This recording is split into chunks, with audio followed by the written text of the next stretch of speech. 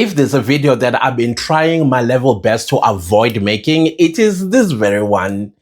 Because the subject matter, I just want to remind him of something. You know, for an ordinary person, like an ordinary South African, time is how do I put it? No, it's not a privilege per se. It is valuable. Time. Time for an ordinary person is normal, and time for us, it's an eventuality. And it's an eventuality that we have accepted.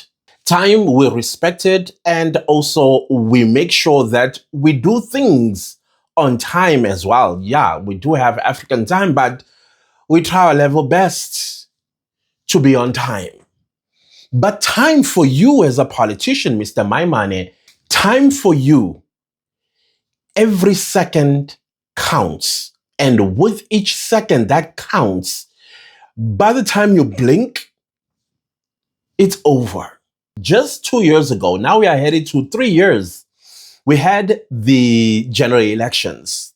Your party, BOSA, got itself a seat or two in parliament. I don't know how many seats it has. And wabamp, because you seated now, you got what you wanted. Wabamp.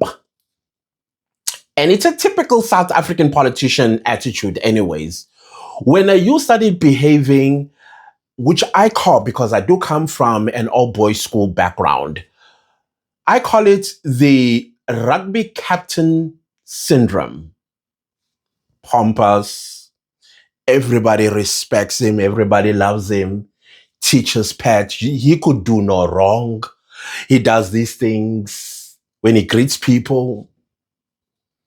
And then he goes to the field and flops.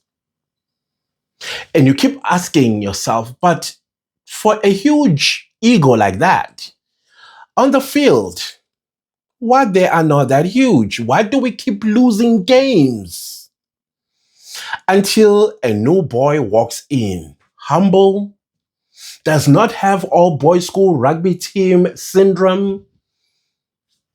He's loved by everybody. Students, teachers, staff, parents, and he's winning games. And he's a great sportsman on top of that. When you thought you were that first all boys high school rugby team captain, you thought you're just going to do as you please, say whatever you want, and there'll be no consequences. This is politics, Mr. Maimane. You cannot ignore your constituency. And even if the constituency is not the one that voted for you, your job is to evangelize those that are not convinced by BOSA policies.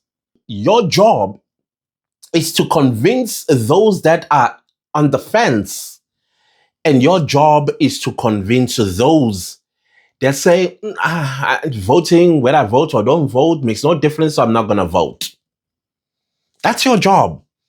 Not to antagonize them and tell them, oh, y'all just being Afrophobic. You need to integrate with the illegal foreigners in our community because we have Ubuntu. And on top of that, hell, not nonsense that you said. I think the issue of immigration is an international and a global issue. Now you can respond to it in one of two ways. You can say, how do you integrate citizens who come from other countries, give them legal status, make sure they learn what needs to happen in the country? Because if I want to go live in Germany, I must learn German. I must learn German laws. I must operate the German way. So a dialogue gives us an opportunity to say, what is that way? What is the South African way? But what Dudula is doing is, frankly, in my view, bordering on racism. Because it is going out identifying people illegally. How does it, what power does Dudula have to verify papers of immigrants? It doesn't. So it goes out, it prescribes who is an immigrant, who's not, and then at the end of the day uses that to scapegoat citizens who come from other countries for government failures. South Africans called you out. Not once did you come back and say, okay, fellow South Africans, I hear you. I may have overreached here and overreached there, because at the end of the day, South Africans are talking about illegal. Nowhere South Africans have ever said legal foreigners must leave the country. Illegal. You know that illegality is a crime, right, Mr. Maimane? You are a lawmaker. How is it possible that you are a lawmaker sitting in our House of Parliament, and then you lawmaker, allow for the laws that you made to be violated by people that are not of this country? Even if they were of this country, breaking the law is a crime. But no, you are encouraging it. Instead, you are saying integrate with it.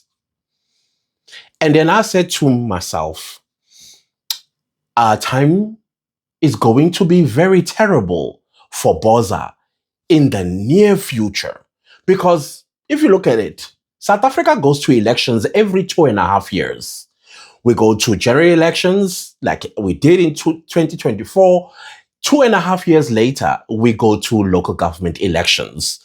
Remember, I said in politics, time is a blink of an eye. Oh, did we just blink? Because now you have this video. To all the young people of South Africa, I want to say this weekend is one of the most important weekends in our country. Just like anyone who wants to drive a vehicle and is without a driver's license, you can't drive. And so if you're not registered to vote, you can't vote. Voting is crucial. It's the way that we get the government we want, especially in key metros all across the country. Secondly, this is our greatest opportunity when I've seen the candidates that BOSA is putting forward, young, energetic university graduates that you can vote for to make sure they can come into office, so that we deal decisively with this idea that the people who represent us, some of them can't even read audit papers. And then ultimately, I really believe this is about our collective future. Young people, this democracy belongs to you. You are the generation that is going to lead South Africa. Therefore, let us all go register to vote this weekend. And the IC offices are going to be open. Okay, let me not torture you any further than I already am getting tortured by this man. What? I get he's a doctor. A doctor of what? Theology? What is he a doctor of? He is one of those intellectuals. You know, let me tell you a story. So here I am opening my TikTok today, and tell me why TikTok is reporting to me that my video where I was talking about pseudo-intellectuals got reported. So that means a pseudo-intellectual attached a studio. And so they reported my video. And I don't like this whole thing of appealing and what. If that's what it is, then it is, and then I move on. But this one, I want South Africa to understand that we need intellectuals, but we need intellectuals of the 90s, 80s, 70s, all of them. The same brains, people that you can tell they have a gray matter in here. Not people that regurgitate and they think it's a think piece. Not people that are emulating the Thabo Mbekis and all these people and they think they've said something of significance. Those are I believe is one of them that reported my video, because yeah, I shoot from the hip on that video. I left no crumbs. Why? Because pseudo-intellectuals need to be put in their places in South Africa. The likes of Maimane. What's his name again? Musi Maimane. The likes of Musi Maimane. He is a pseudo-intellect. Just like, what's his name again? The former EFF spokesperson, Mbuyiseni Ndlozi. I used to think he was an intellectual until I started hearing things that screams, I'm pretending to be an intellectual, or at least I want to be known to be intelligent. Sorry. That train, you missed it. Let's come back to Musi Maimane. Musi Maimane forgot that he's a politician with a political party and he is going to have to run for local government elections post 2024 general elections, and should not be making stupid remarks about the problem or problems that South Africans are facing, and he downplays them because he wants to be seen to be this holier than thou pseudo-intellect. Those combinations are just horrible to begin with. And now you remember, oh, I have a political party, and the people that are going to vote for me, they have to be South African. So now, unfortunately, and I felt so terrible listening to his video where he was talking about the people that are going to be contesting under BOSA, young, educated, with degrees. And I'm thinking, oh my goodness, y'all are compromised. You have been filled with poison by somebody who's supposed to be guiding you away from poison. And now South Africans are going to ignore you altogether on that ballot paper. You are not going to be even a PR counselor. Because I don't know any South African that is saying, I'm going to throw my vote for Mmusi Maimane, except for y'all and your families and friends. But South Africans as a whole, in whatever ward you are going to be running for elections, they will attribute or they will remember you through your president, Mmusi Maimane, and how he hurt South Africans by telling South Africans they must integrate with illegal foreigners. I'm paraphrasing. And we did say, in the future, this is going to come and bite him where the sun don't shine. And unfortunately, he's going to be dragging along innocent people who actually believe they might end up as counselors. And the part that really breaks my heart, you are the right people that are required to be in the legislature. I mean, in the city council, because you got degrees. That means you can read and understand a financial statement. That means you can send emails and receive emails, read them and respond to them. That means you possess management skills that you learned from tertiary. Those are the things that we require in city councils around the country. But your boss, Mmusi Maimane, he messed it all up for you guys. Messed it all up because I don't think any South African looks at BOSA and say, Samba now. There's none. As a matter of fact, as I sit here and as the campaigns get more intense, I'm not going to speak well of BOSA. BOSA betrayed South Africa. The first time I realized that this man is dangerous to the poorest of the poor of this country was when he voted in the VAT increase.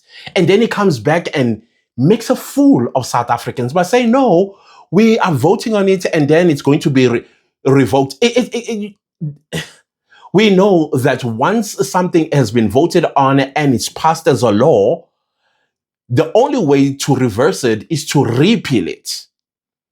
And to repeal it, it takes years because you have to introduce a new bill and then that bill needs to be debated on and then that bill probably is sent to it is going to be sent to the NCOP, the National Council of Provinces. They debate it and they vote on it and then bring it back to the National Assembly. By the time y'all are done, it will be 2029. While poor of the poorest of this country will be suffering in the background because of the decision you took. You try to make a fool of us because you guys think that Angie Motshekga did a brilliant job. I now believe that when you are a politician and then you win seats in parliament, one of the debriefs you get told about the education system, why it was watered down the way it was, and you are going to benefit out of that watered down education system because we created stupid people. So you can say anything and you will get away with it. Literally, you will get away with it. Well, maybe in the past we did. Well, we did. True. Because South Africans were asleep. They were too sentimental. They were not voting with their brains. They were voting with their hearts. But now you can never tell a South African anything without them applying their minds first. That's where you guys in that parliament have missed the mark. You make a mess in there, you come out and you say, oh, no, this can be fixed in 30 days. No, we now know the Constitution. We know the processes that needs to be followed for an act to be repealed. And we know it doesn't take a year or 2 or 3 or few months. It takes years. Once again, political will also plays a role. And the ANC is still somewhat a majority. It's not a simple minority, but at least they still have influence. I mean, the Gayton Mackenzie, the praise singer, will add on to that and then goes to Good, and Good will be like, oh, yes, Mr. President, and add on to that, and then go to the DA and say, okay, do y'all still want those positions in the cabinet? DA will be like, yup, then you'll vote along with us. And that increase remain. South Africans are at the point of unforgiveness. Is that a word? We're no longer forgiving. You mess with us, we no longer trust you. It takes one mistake now, these days, for South Africans, because South Africans right now, they are sitting like this and they are watching every move you are making in parliament like a hawk. South Africans. While we are watching y'all like a hawk, because now we've organized ourselves, we got foot soldiers, March and March. And March and March will put pressure on y'all. Even if you try to dilute them, bribe some of them, try to divide them, there will always be others that will emerge. In Zulu, we say, "Uyophela inhlamvu." Well, loosely translated, it simply means the bullets will finish. While proverbial bullets, because we are in a constitutional democracy, and Section 49 of the Criminal Procedure Act 51 of 1977, maximum use of firearm is prohibited. You see, Musi Maimane, we know the law. Yeah, we know the law, sir. Because we, in South Africa, in order for us to wake up, we needed to know what is it that is beating us. We've identified NGOs being the biggest problem of poor South Africans. And those NGOs, they are guilty of creating a conducive environment for exploitation of Africans that we are now sending home. This very economy, Mr. Maimane, you see, I'm going to show you how much now we are learning. This economy, which I think, Mr. Maimane, yourself, I could be wrong. You got shares somewhere in Africa. And you are willing to sell us with the blink of an eye for you to enrich yourself after you are done with politics in the National Assembly. Again, I could be wrong. But you see, we're not stupid though. We could be speculating because I am speculating, but listen, I'm the one who's on this other side of the river looking on the other side. And that's what I'm seeing. We have woken up so much so that we've organized ourselves. We have foot soldiers. You can never try to bribe them. They're unbribable. That much I can tell you. You will try to divide them. They're indivisible, if that's a word. You cannot divide them. And then you have the true intellectuals, people that actually, when they speak, there's a whole lot of logic and sensibility. They balance the scale. But in most cases, it will favor the unfavored in this country. They become their mouthpiece. Something that you're supposed to be doing as a politician, by the way, but you abandon that because no, I need to pursue my shares out there. That is why they need to integrate with these people, whether they like it or not.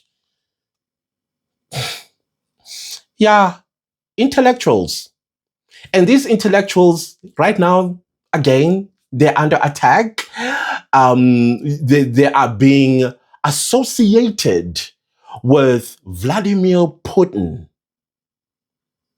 They are being associated with Russia, the intellectuals. And yet these intellectuals have been very transparent with the participation of South Africans that said, I don't mind putting a 20 rand for this cause because that constitution of ours is not favoring me, my family, my community, and South Africa as a whole. But it only favors those with money and those that can buy politicians, NGOs that are selling off South Africa. It needs to be amended. It needs to be amended. So that is why they are getting questioned, like, who funds them? South Africans. Check back a body. If you know anything else, please, by all means, provide the evidence.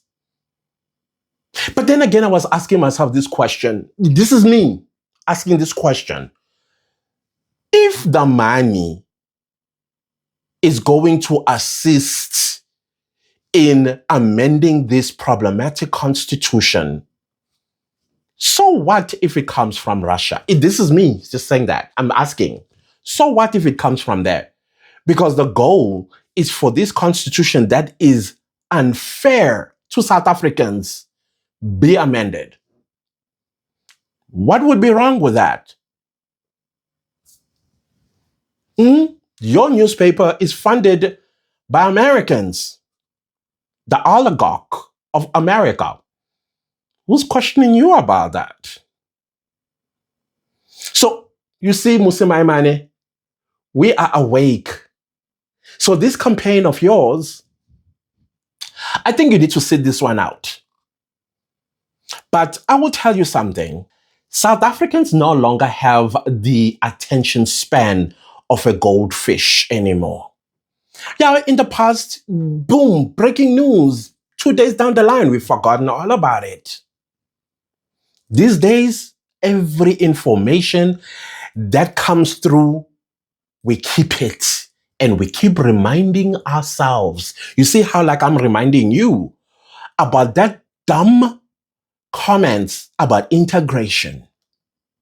When South Africans are crying, begging y'all in parliament to do something. Yeah, you see, time is not a luxury for you. A blink of an eye, it's all over. It's all over. So sit the local government elections out.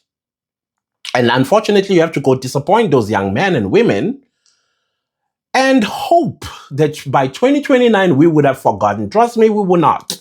You need to close that political party of yours, collapse it into another political party, whatever, and walk away from politics. It's not for you, Musimaimane. It's just not for you, sir. It's not for you. You are not smart. Because if, as a political party that is this small, I would be on South African people's side about anything and everything. Suck up to them. Yeah. But you're a politician. Anyways, I thought, let me come and remind Musimaimane about time. Time for you and me, it's different. For me, it's a long road with eventualities, planning, scheduling, disappointments. That's what an ordinary person goes through with time. But for you, it is this tiny. It is this small. You see something this is small, when you blink, it's gone. It's like mist. You spray, you sit for a moment, and it's gone. And it's gone. That's politics. And you're going to learn the hard way. For a person who's been in politics for almost 20 years, if I'm not mistaken, you should have known this. Oh, I'm sorry. You were too pompous. All boys, high school rugby team captain. Hey, what's up? What's up? What's up? Look at yourself in the mirror. Child. You're not that boy. You never were cool. You convinced yourself that you were, but sorry. Anyways, I will leave this video right here.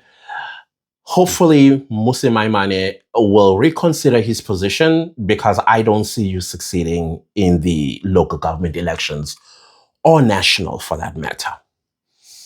Ubadelelile abantu base South Africa.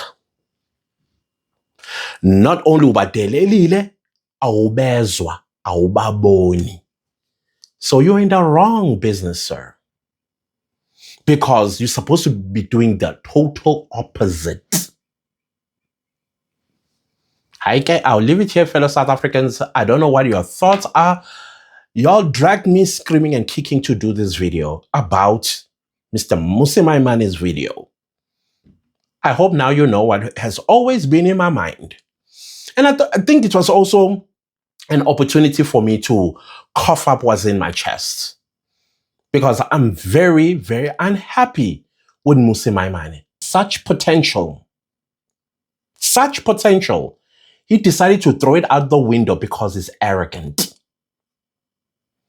The downfall of every man is pride. Now we have to go hunting for another young man or woman, but I think the woman is found. But for me, I feel there's still more she needs to work on and build herself into a stateswoman stature. But we got her. I'll leave it here. Please enjoy your, it's a Thursday. Enjoy your Thursday, guys. I committed myself to 2 meetings later on tonight. 2 at the same time. It's virtual though. So I think I'm going to have 2 devices. Kodwa again, it is what it is. I'll see you guys. Enjoy your day. Much love from me to you. Goodbye.